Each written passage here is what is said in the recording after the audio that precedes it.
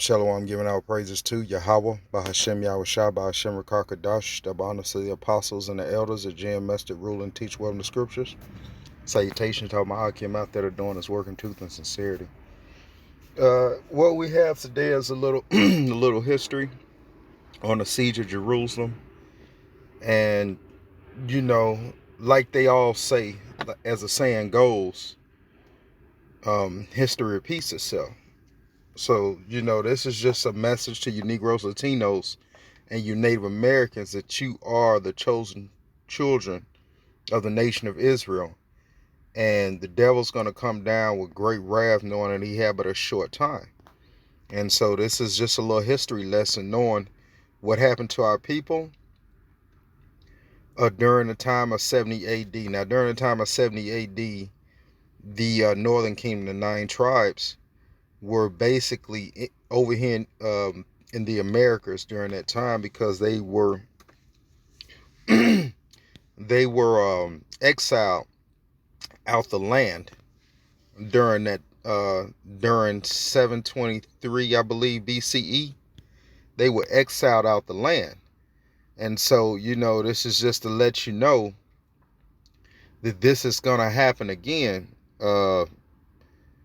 because, you know, Esau, Edom, you know, the so-called white man, the self-proclaimed white man, the Caucasian, starting with Amalek,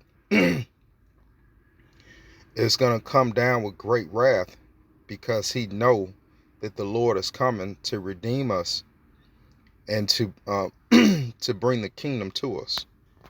So I'm going to let a little bit of this play, and we'll get back with a few scriptures. The stage was now set for a fight over the very heart of Jerusalem, the Temple Mount. The left end of the ragged Jewish line was stationed at the western gate with access to the upper city. The right flank was anchored on the opposite side of the colonnade at Solomon's portico. The center of the line ran through the temple and its inner court. The Romans held the north, the Jews the south. Both sides were prepared for a fateful duel within the enormous gladiatorial arena that was the Temple Mount complex.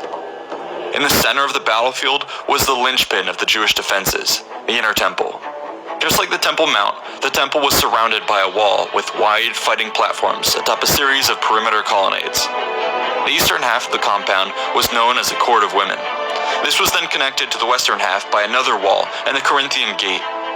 On the other side lay the Court of the Israelites, and beyond that, the Court of the Priests. At the very end lay the Holy of Holies, a 45-meter tall, white marble edifice adorned with enormous golden gates and topped by golden points. You know, as I say, you know, this is just a little history lesson, okay? I believe it's not 100% accurate, but, you know, we ought to chew the meat and spit out the bones.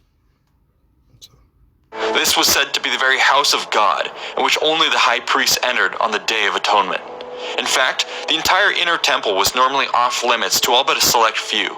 Extraordinary circumstances, however, call for extraordinary measures, and the holy spaces today were packed with defenders. Despite being exhausted and on the verge of starvation, the Jews attacked at dawn on August 9th. Troops burst out of the eastern gate and rushed the Roman lines in force. The surprised legions reeled from the punch, but managed to hold their ground. Once more, Titus had his cavalry mount up and charge across the open ground.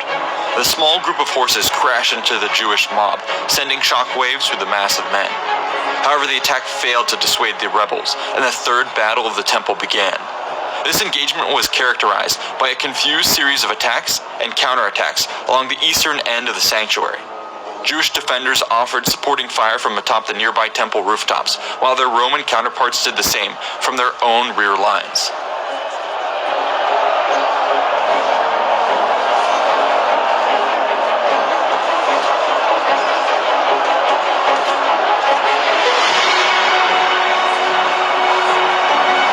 The fighting raged on for several hours before subsiding into an uneasy stalemate.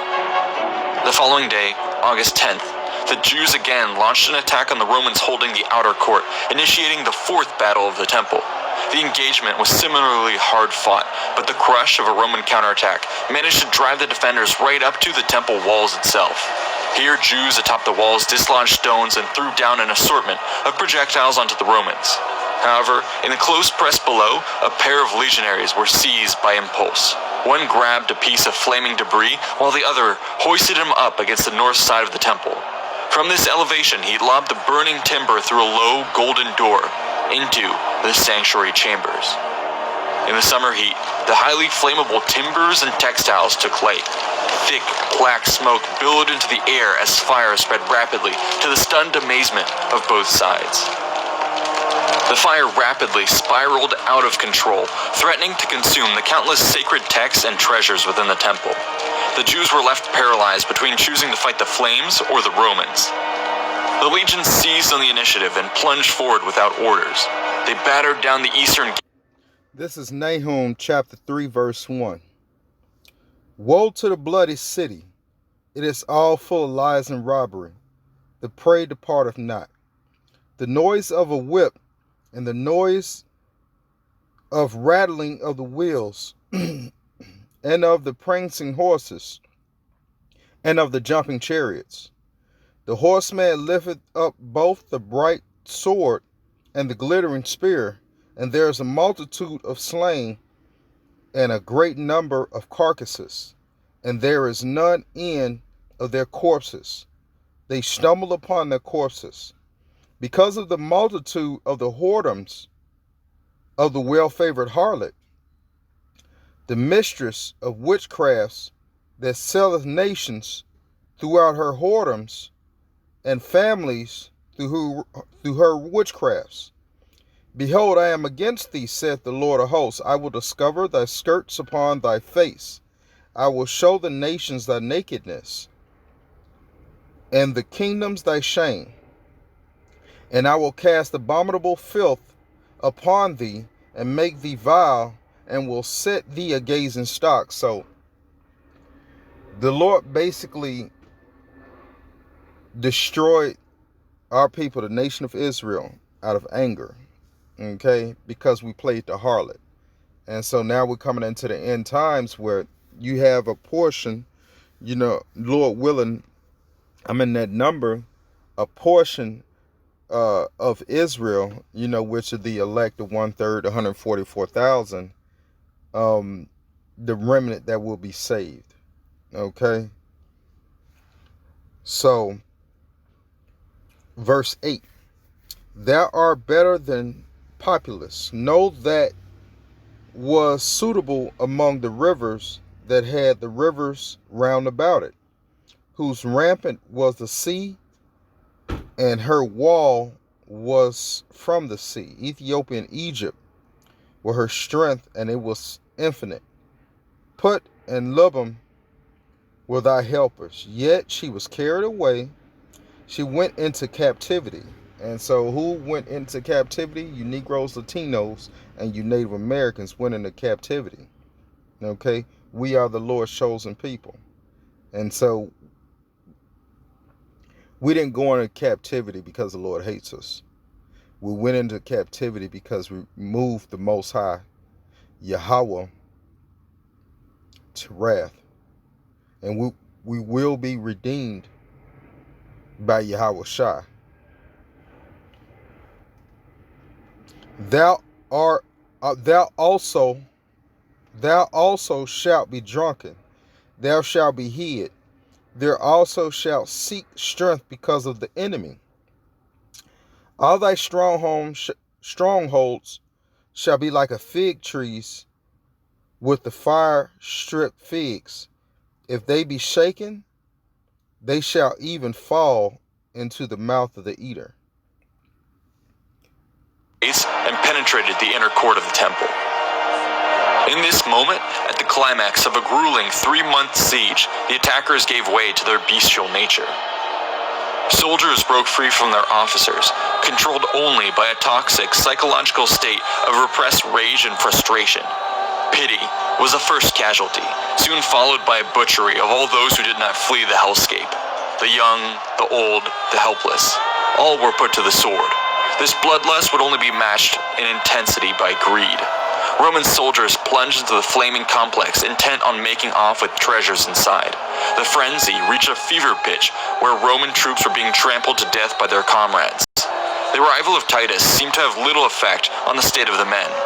This was often a natural occurrence in the final stages of a siege, when even the ablest of commanders could do nothing to restrain the wild passions of soldiers.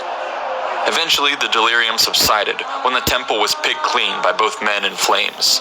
Chants of Imperator, Imperator, Imperator greeted Titus as he ordered the sacrifice of an ox, a sheep, and a pig at the eastern gate of the temple. With this move, he consummated the domination of the Roman gods over that of the Jews.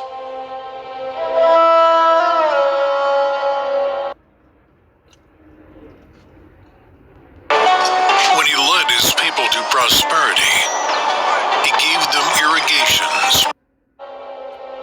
Though the Temple Mount had fallen, Jewish resistance in the rest of Jerusalem had not. Simon's militia and those who had escaped the smoldering ruins of the temple regrouped atop the entrenched positions in the upper city and Herod's palace. From here, they faced off against the legions across the Tyropaean Valley. A parley was held atop a bridge linking the two sides. The Jewish commanders, Simon and John, attempted to bargain for their free passage out of Jerusalem. Titus, however, was emboldened by his recent victory